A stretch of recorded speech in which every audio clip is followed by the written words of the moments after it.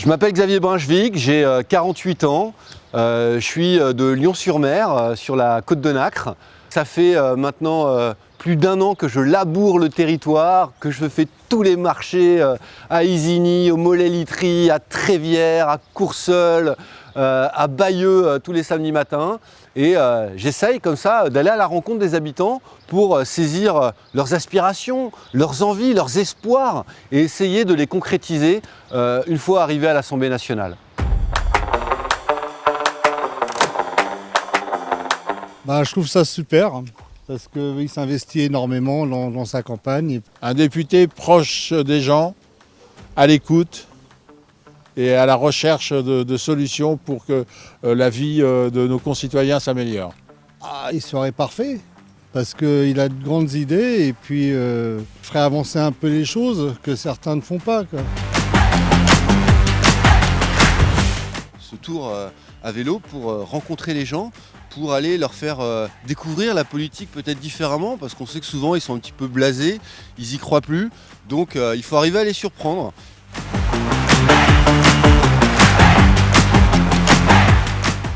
Très bonne initiative, en plus ce sport proche des habitants, voilà, c'est une très bonne initiative.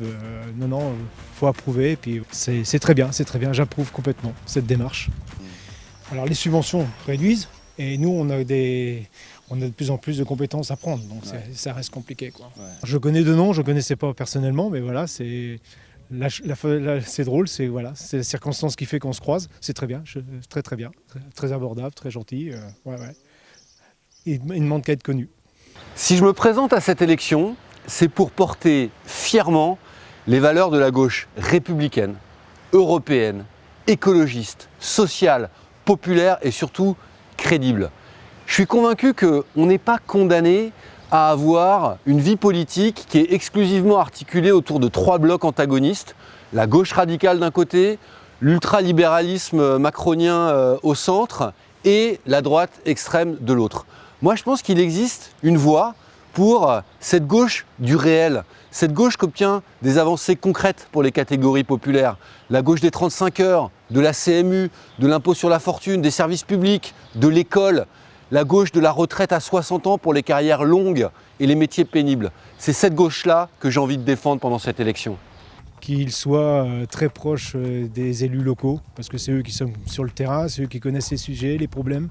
Donc voilà, qu'ils soient à notre écoute pour pouvoir remonter les informations encore plus haut. Voilà.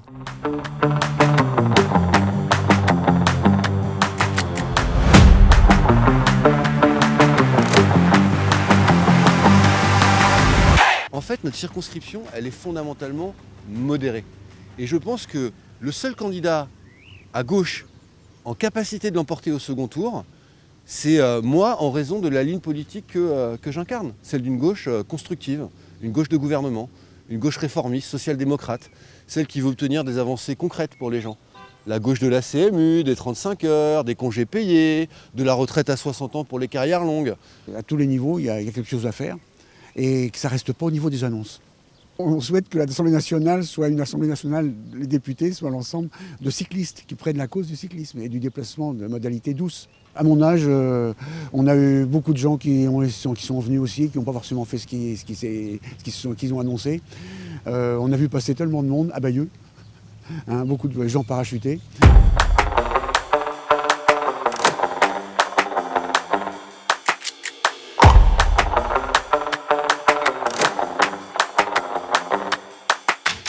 Un cycliste, triathlète et en plus Ironman ne peut pas être complètement mauvais. Forcément, il y a quelque chose de bon en lui. Oui, clairement, il a des convictions. C'est pas complètement con ce qu'il raconte, donc forcément, ça va quand même dans le bon sens. Ça sera un député bruyant.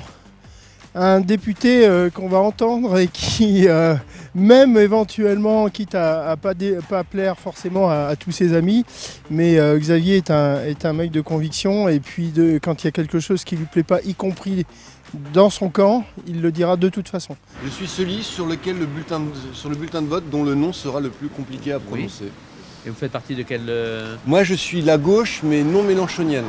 D'accord. La gauche républicaine et européenne. Bien. Modérée. Bon. Eh bien, c'est voilà. bien. Bonne journée. Merci à vous de même. Merci. Et ce tour à vélo, c'était une manière d'engager la conversation, de cerner leurs aspirations, leurs espérances, ce dont ils ont envie de me parler pour pouvoir après relayer leurs aspirations au sein de l'Assemblée nationale. Eh bien, ce que je lui ai déjà dit l'autre jour au téléphone, c'est que sur la circonscription, sur la 5e circonscription de Bayeux, je crois que c'est la circonscription de France où il y a le plus de laiteries. Et c'est vrai qu'aujourd'hui, on est un peu malmené, quoi, le monde de l'élevage. Et aujourd'hui, on a un gros problème qui est la méthanisation. Alors moi, j'ai rien contre la méthanisation en soi, hein, faire de l'énergie verte, si on veut, sur les exploitations. Mais avec de la biomasse, oui, mais des déchets. Pas de la culture, quoi. Et aujourd'hui, on a un exemple pas très loin d'ici, où on a une structure qui capte 1000 hectares de culture. Si je comprends bien, on prend 1000 hectares et au lieu de les consacrer par exemple à de l'agriculture nourricière ou à de l'élevage pour des vaches bio, parce que toi tu produis en bio, on les utilise uniquement pour les mettre dans des méthaniseurs. Et oui, c'est une aberration. Oui, alors c'est ça, et c'est encore plus aberrant, c'est qu'aujourd'hui ça rapporte plus que la production laitière. Alors sûrement parce que le lait n'est pas assez bien valorisé, mais ces gens-là ont des moyens financiers qui fait qu'aujourd'hui ils chassent, je veux dire, sur les terres des producteurs de lait. Et donc aujourd'hui ils reprennent des exploitations qui ont vocation à faire du lait avec des troupeaux laitiers, et ils dégagent les troupeaux et ils font de la culture, quoi. Qu'on les laisse fonctionner, mais qu'on surveille justement qu'ils ne le fassent pas à partir de culture principale, quoi. Qu'ils le fassent avec les déchets. Ce que je peux reprocher aux autres députés, on va dire, à ceux que je connais aujourd'hui, c'est que généralement, ils ont du mal à défendre leurs idées. Ils défendent plutôt l'idée du parti, l'idée du groupe, voire à l'opposé de ce qu'ils pensent réellement. Et ça, j'ai du mal à comprendre ça. Sur notre circonscription, on a beaucoup d'agriculteurs, d'éleveurs, de pêcheurs. Et ce qui est frappant, c'est l'extraordinaire hétérogénéité de ces acteurs. Ils sont tous très différents, ils ont des pratiques différentes. Et la difficulté à laquelle on est confronté en tant que décideur, en tant que femme ou homme politique, c'est d'arriver à mettre en place des politiques publiques qui répondent à la diversité des enjeux auxquels ces acteurs sont confrontés. Donc je pense qu'il faut vraiment se méfier des grands discours très abstraits. Il faut aller au plus proche pour mettre en place des politiques qui aillent dans le bon sens. Et le bon sens, c'est quoi? C'est quand même quelques grandes directions, aller vers des pratiques qui permettent de produire. Moi, je ne suis pas pour la décroissance. Je pense qu'on a besoin de produire parce qu'on a besoin de nourriture, parce qu'on a besoin de lait, etc. Mais une meilleure production, c'est-à-dire des pratiques agricoles qui tendent vers des circuits courts, vers davantage de biologique et l'utilisation de beaucoup moins d'intrants. L'idée de la PAC de 92, c'est quand même de rendre les produits agricoles pas chers. Et donc pas chers pour nourrir la population, et en contrepartie, on donnait des aides. Toutes les exploitations aujourd'hui en France ont besoin de la PAC pour fonctionner. Si aujourd'hui on sortait de l'Europe, il y aurait un gros problème, comme on voit en Angleterre aujourd'hui. Les agriculteurs anglais sont quand même un petit peu dans la difficulté aujourd'hui, puisqu'ils n'ont plus ces aides-là. Donc c'est compliqué pour eux.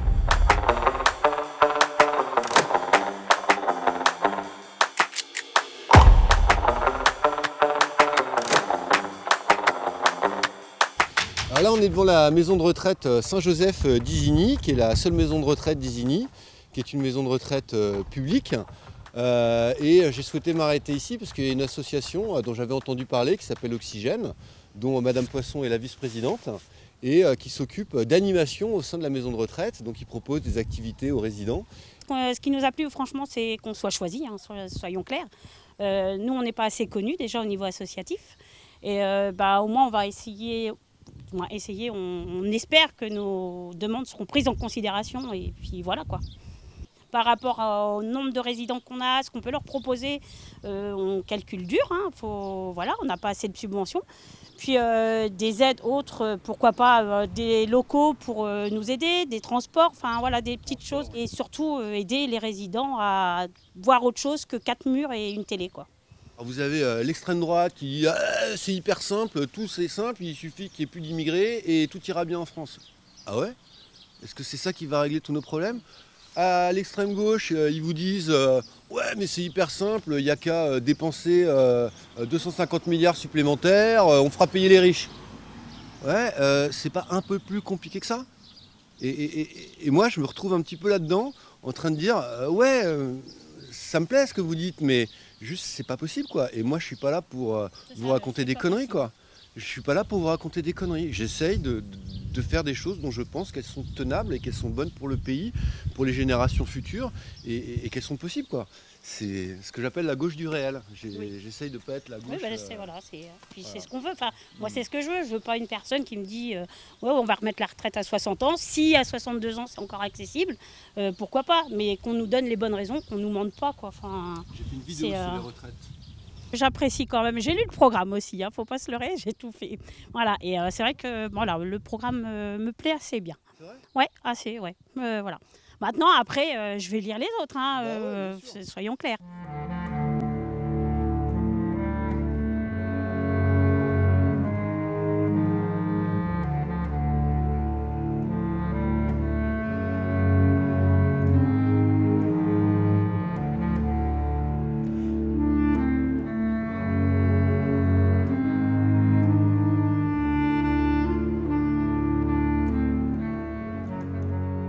On est au cimetière militaire américain de Colville-sur-Mer à Omaha Beach. Et à chaque fois que je viens ici, et je viens régulièrement, je suis super ému parce que je pense à tous ces gamins de 18 ans, 20 ans qui sont morts pour qu'on puisse vivre en démocratie. Et à l'heure actuelle, où on voit à quel point la paix est menacée en Europe, avec l'Ukraine, avec les Russes, moi je pense à ces alliés. Et je n'oublie pas dans quel camp on est, dans le camp de la démocratie, dans le camp de la liberté. Alors oui, je voudrais qu'on aille plus loin dans la défense européenne et dans la création d'une force armée européenne pour assurer notre souveraineté stratégique. Mais je pense qu'en attendant, on est bien content d'être dans l'OTAN et on est bien content d'avoir les Américains comme alliés. Parce qu'entre Vladimir Poutine d'un côté ou Barack Obama et Joe Biden de l'autre, et ben moi je choisis Joe Biden et Barack Obama sans aucune hésitation. Merci à nos alliés américains. Voilà. Ce faisant, moi j'aimerais poser une question à Xavier et à Stéphane. Je suis aujourd'hui maire d'une des communes d'Omaha Beach, puisque Sainte-Honorine, vous le savez peut-être, fait partie avec Vierville, Saint-Laurent-Colville, des 4 communes sur lesquelles des soldats américains ont débarqué le 6 juin 1944. Il y a un sujet qui tracasse beaucoup de gens ici, c'est la situation internationale. Au vu de ce que nous savons de l'histoire et des cicatrices qu'elle a laissées dans ce territoire, moi j'aimerais connaître votre position sur l'OTAN, l'adhésion de la Finlande et de la Suède, et puis aussi les propositions de certains qui souhaiteraient que la France se retire de l'OTAN. Est-ce que vous avez une position sur ces sujets-là? Donc oui, je suis partisan de rester dans l'OTAN. Je vois à quel point la situation internationale est compliquée. Je vois ce qui se passe en Ukraine. Je vois tous les pays qui veulent rejoindre cette alliance. Et je pense qu'ils y sont les bienvenus. Moi, je pense que nous devons les accueillir. Et cela ne nous exonère pas de la volonté de construire une défense européenne pour assurer notre souveraineté stratégique à l'échelle du continent. Tant que nous n'aurons pas cette capacité militaire, diplomatique européenne, je pense que l'OTAN a encore de beaux jours devant elle et je ne souhaite absolument pas en sortir pour le bien de la France et pour le bien de l'Europe. Une candidature aux législatives, ça devrait être d'abord bien connaître le territoire. Et ce que je peux dire de Xavier, c'est que depuis 1 an et demi qu'il a choisi de s'investir, il fait ce travail, il laboure le territoire, il va à la rencontre des gens et c'est un gage de succès pour une campagne telle que celle qu'il a entreprise, même si, objectivement, on ne peut que rappeler que la division n'est pas de bon augure pour la gauche.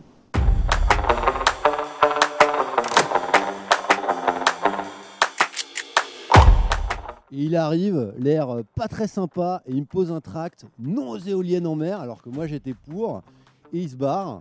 Et je me dis, oh là là, il a pas l'air commode le gars. Et alors, je suis allé le voir, et je lui dis, hey, on peut discuter. Et derrière sa mine très patibulaire, j'ai trouvé un mec super à l'écoute, qui était conscient des enjeux et qui était ouvert à la discussion. Donc toi, tu es très inquiet sur les éoliennes. Ouais, sur l'éolienne. Tu es inquiet ou tu es contre? Je suis inquiet. Inquiet. Moi, demain, on nous sort l'étude d'impact qui vraiment ne ferait rien. Ça ne nous gênerait pas. D'accord. On perdrait un petit terrain, mais à côté de ça, si ça fait rien, on arrivera à se décaler. Que là, nous, les études qu'on a eues sur mer du Nord, tout ça, c'est qu'autour, il n'y a plus rien. C'est-à-dire en Écosse, Ouais. sur toute la bande côtière Belgique, de la tout ça, Grande-Bretagne. et ils ne voient plus rien autour des parcs éoliennes. Donc les bulots, il n'y en a plus. On a quand même 10 bulotiers sur Pont-en-Bessin. Et Grand Camp, ils sont 11, 12. Sur toute la côte, il y a une quarantaine de bulotiers. Les coquilles Saint-Jacques, ils n'en voient plus. Nous, on vit vraiment, c'est 70% du métier normand, la coquille. On rajoute le chalut l'été pour faire un plus, mais on vit de la coquille, nous. Pour eux, il n'y a pas de risque, donc ils veulent faire le parc et après faire l'étude. Mais c'est un gros risque à prendre, quoi. Je te l'ai dit, c'est un sujet de désaccord. Moi, je suis pour les éoliennes en mer, parce que je pense qu'on doit sortir des énergies fossiles et que pour ça, il faut arriver à avoir des énergies renouvelables. Alors, je suis aussi pour conserver une filière nucléaire, mais je pense qu'il faut qu'on développe les énergies renouvelables. Tu pourras me convaincre. Je suis ouvert à la discussion. Toutes ces énergies renouvelables, il ne faut pas qu'on les fasse contre la population, il faut qu'on la fasse avec la population et surtout avec les professionnels parce que eux, c'est leur gagne-pain, quoi. Donc il ne faut pas qu'on les mette dans le pétrin. Donc moi, je veux qu'on continue cette concertation avec eux. Et puis j'ai découvert aussi un métier et j'ai découvert à quel point les pêcheurs, et même les pêcheurs artisanaux, comment ils s'étaient modernisés, les investissements qu'ils avaient faits dans leurs bateaux, à quel point ils respectaient la ressource, à quel point ils étaient conscients des enjeux écologiques, de la préservation de la ressource pélagique. Et ça m'a... ils ont des niveaux de qualification qui sont énormément montés en grade. Parce que comme je disais, on est tout seul, personne ne nous voit, et on est un peu les oubliés du pays. Après, on n'a pas le même point de vue sur tout, mais c'est bien qu'ils viennent nous rencontrer, quoi. Parce qu'il n'y a pas beaucoup de monde qui sont venus nous voir pour nous demander ce qu'on attendait, quoi.